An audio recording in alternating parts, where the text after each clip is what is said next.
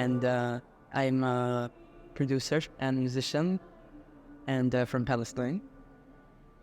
I'm Maya. I'm a musician, and I'm from Palestine.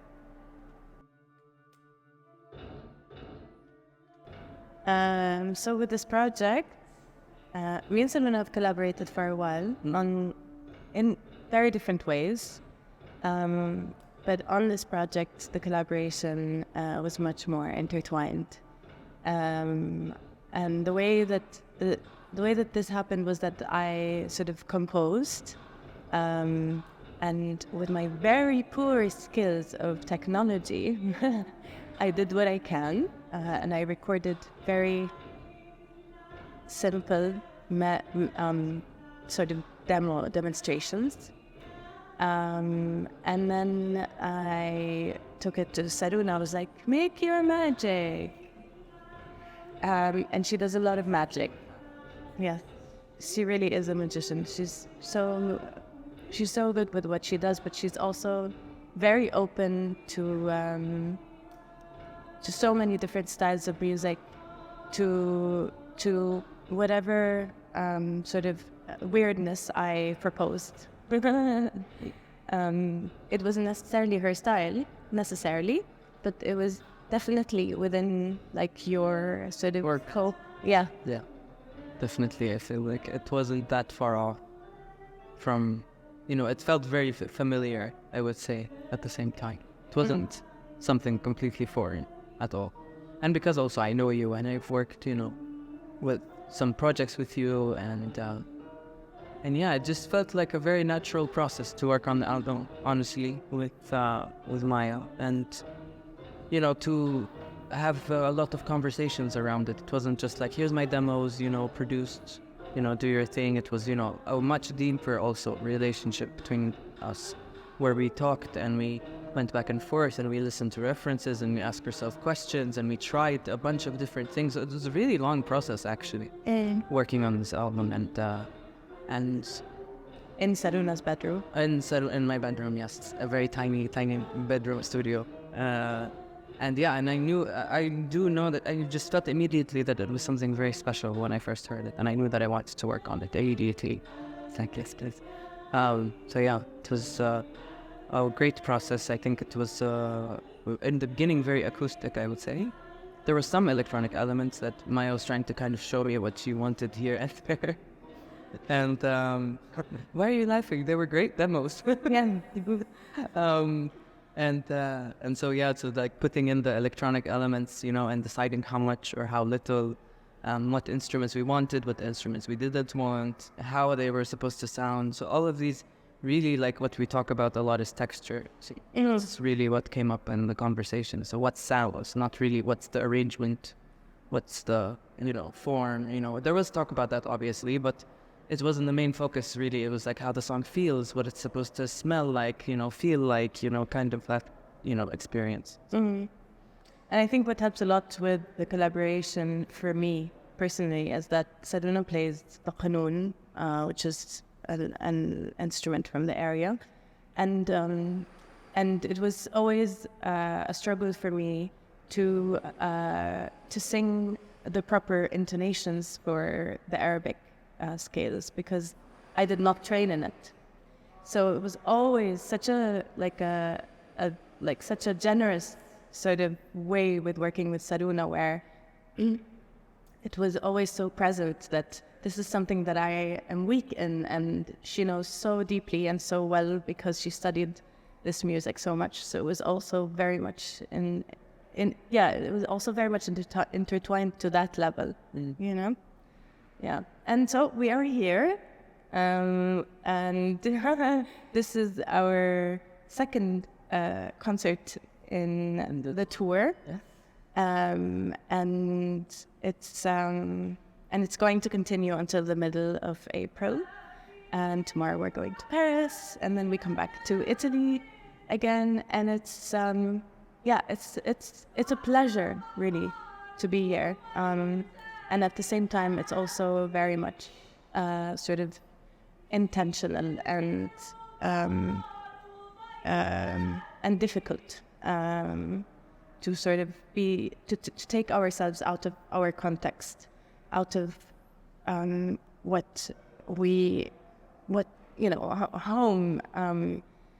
because the language, because the music, but also because we're going through a very, very, very difficult time.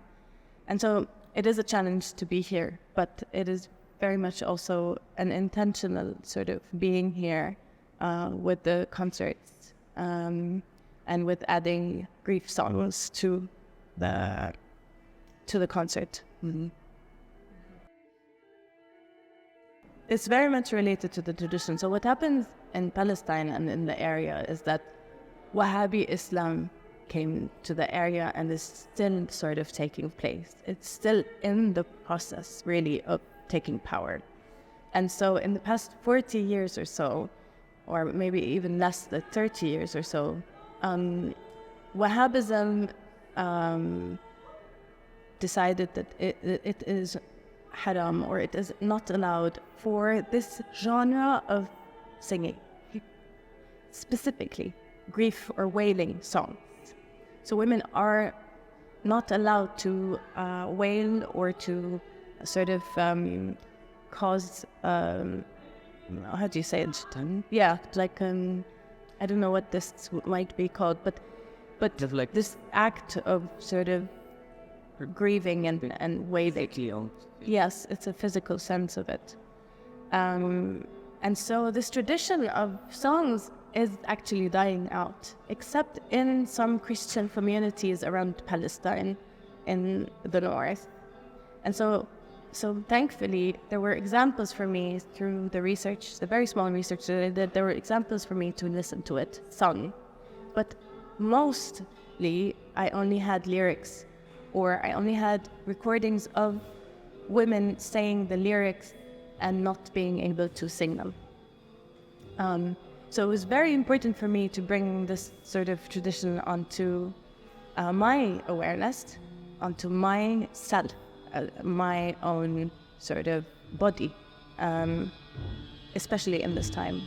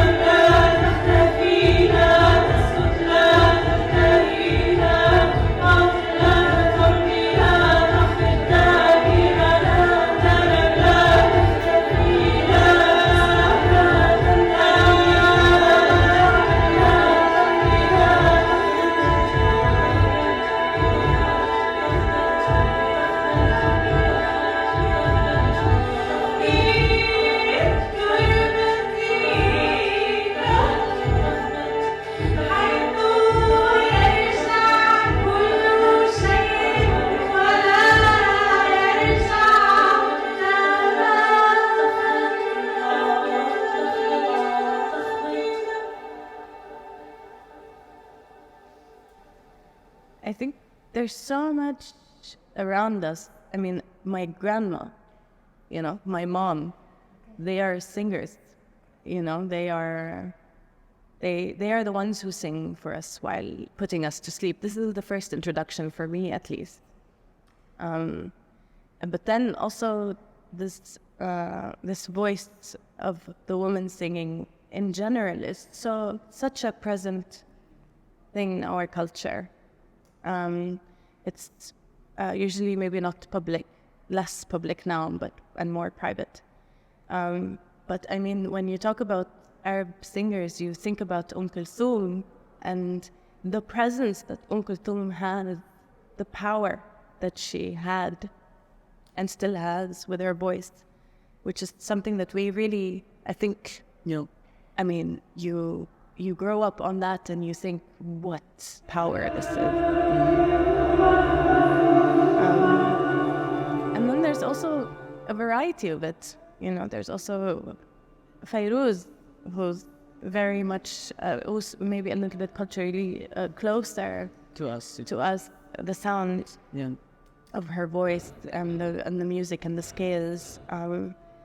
And many smaller, lesser known, I guess, artists as well, from Iraq, from Yemen, I think, and from I don't recall all their names, but recently people have been like digging through, and finding a lot of recordings, and it's just very interesting. All of this, this goes back a little bit to the idea of archive, and also what ties our work into that as well.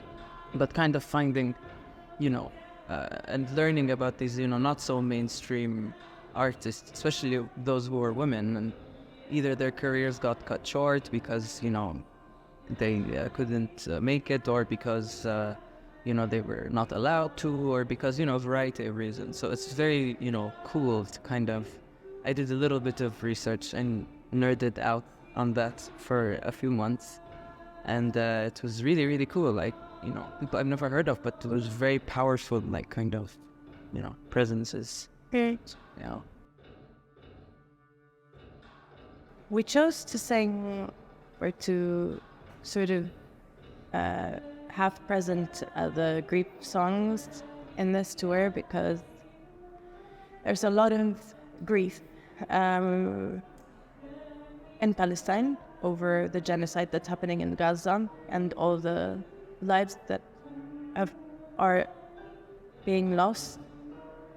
But in general, the feeling of loss is so present that there is a very intense need to enact it, to feel it, to embody it on. Yes, and so we did a concert sort of before coming to Europe with our families and friends, and it's such a powerful collective, communal way of feeling the sorrow of your people.